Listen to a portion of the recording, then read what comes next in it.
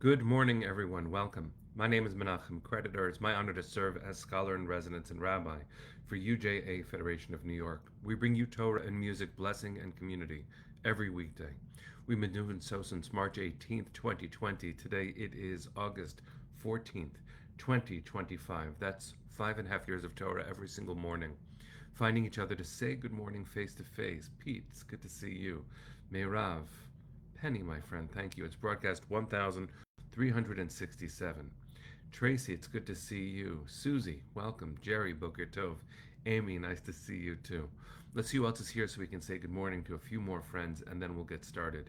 Emily and Amy, Jonathan and Linda, Dale, Arlene and Jacqueline, good morning. Boker Tov, everybody.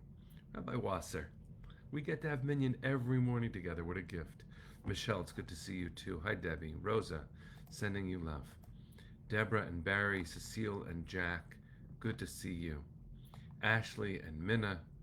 Hi, Arlene. Okay, let's take a moment. Penny, you might be right. It might be 1,368. You, of all people, know. Okay, let's get started. Let's sing a bracha.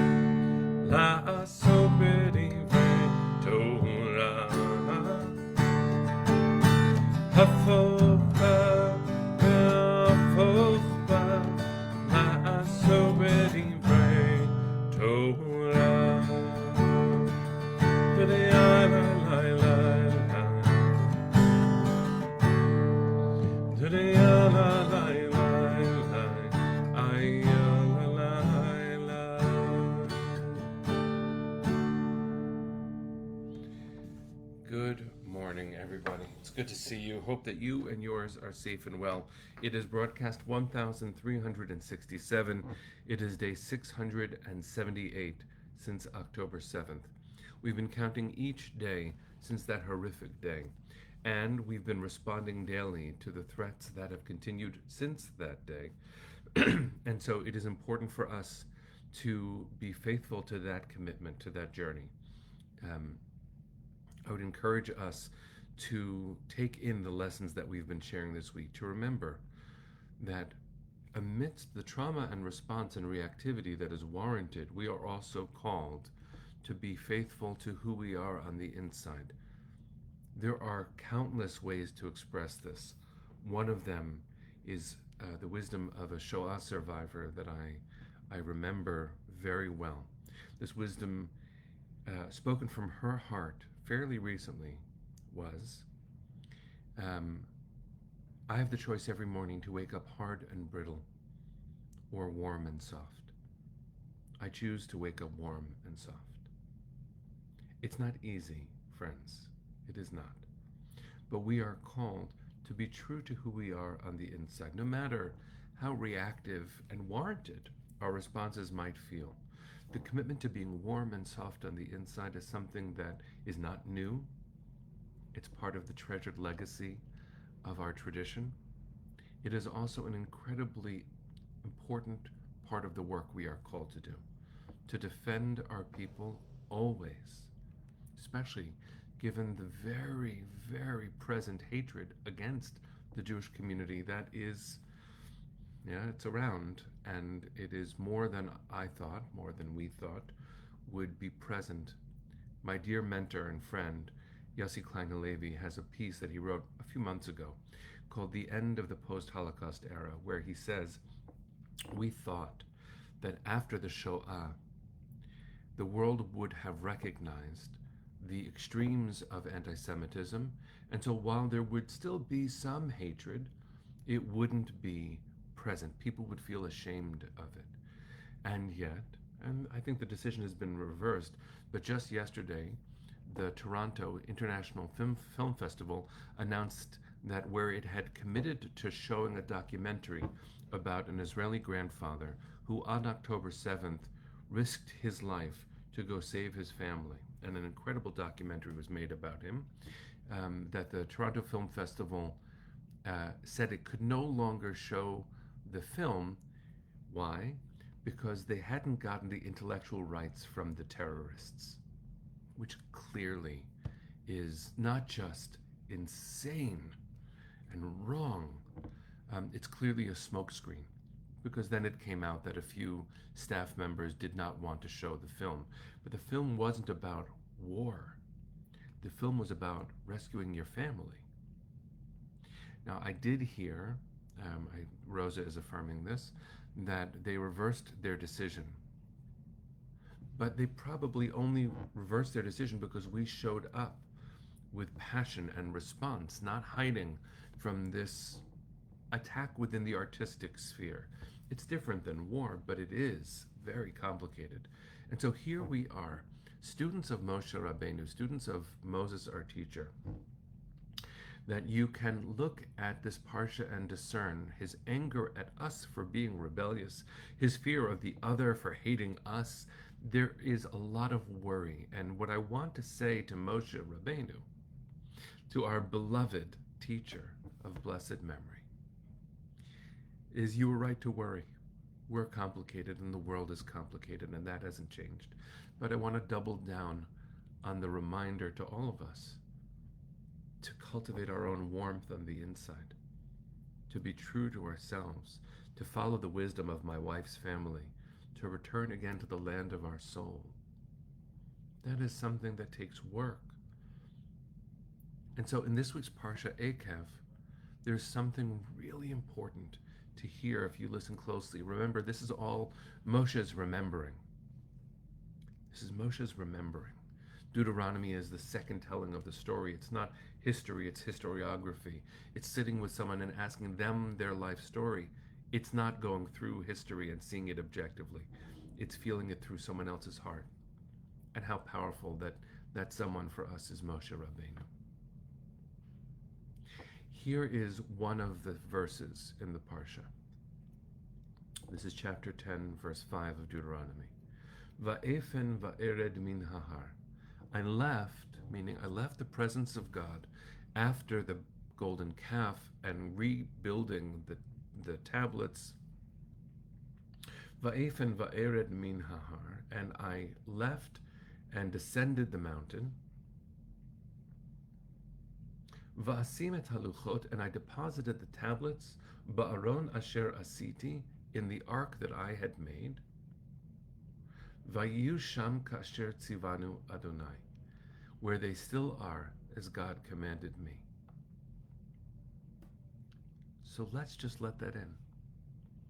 Moses descends the mountain and places the tablets, the second set of tablets, in the ark where they still are. There is a beautiful teaching here that both the tablets and the broken tablets, munachim ba'aron, were resting in the ark. And those tablets, those incredibly important covenantal symbols that actually have direct meaning, a call on our allegiance to be true to who we are in two categories: to maintain the mitzvot, the commandments between people and God, and to maintain the commandments between people and people. They all are placed in the ark, and the verse says, Vayu sham, and they're still there. Now there are legends about where they might have gone. There are rumors that they're in the basements and catacombs of the Vatican. No one knows. There are movies like Indiana Jones that purport to show the recovery of the Ark. The point is, friends, that the tablets are still there. And the tablets in Hebrew are called, the engravings on the tablets are called charut. That the commandments were engraved onto the tablets is a beautiful teaching in the Talmud, that you shouldn't read charut, engraved, but rather a similar sounding word, cherut, which is freedom. When those incredibly important revelatory statements are given to us, whatever you believe about the source of Torah, they're ours. They were meant to become human, covenantal rules. When they became ours, they became engraved on our hearts, because after all, we also have a tradition that says from the time that the temples in Jerusalem were destroyed, the Holy of Holies, in which the Ark resided, was transferred where? To the human heart. Which means those tablets are still there, right here. What calls you forward? Remember, Moses descended from the mountain to save us from ourselves, actually, from our own transgression and mistake. Some of those transgressions were from one column of the 10 Commandments, the commandments between us and God. Idol worship was wrong, to say the least. And some of it contained the things that we do to each other, because that's also still here. Human cruelty, one to the next, is still here. We have work to do if we are to truly activate the tablets that are still there, if we are truly to take what is charut, engraved, and live a life of cherut, freedom, until everyone has what they need. This work remains unfinished.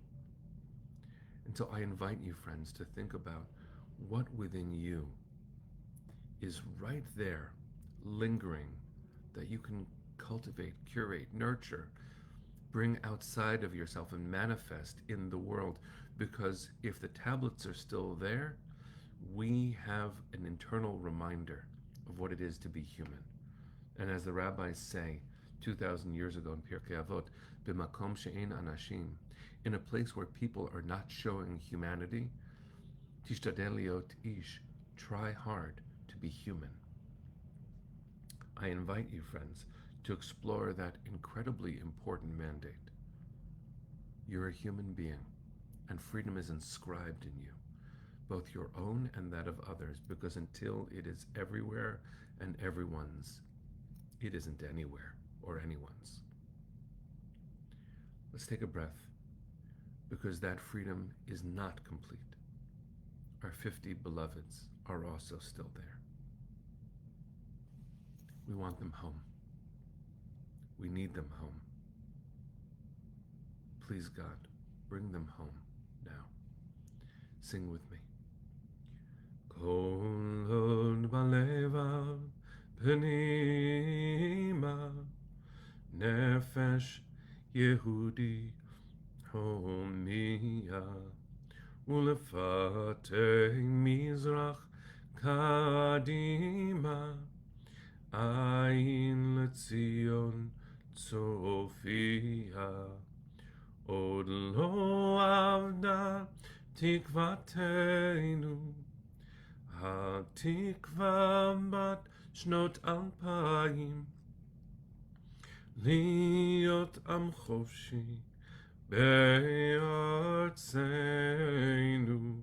ארץ ציון וירושלים. להיות עם חופשי בארצנו, ארץ ציון וירושלים. Bring them home now. Am Yisrael Chai. See you tomorrow.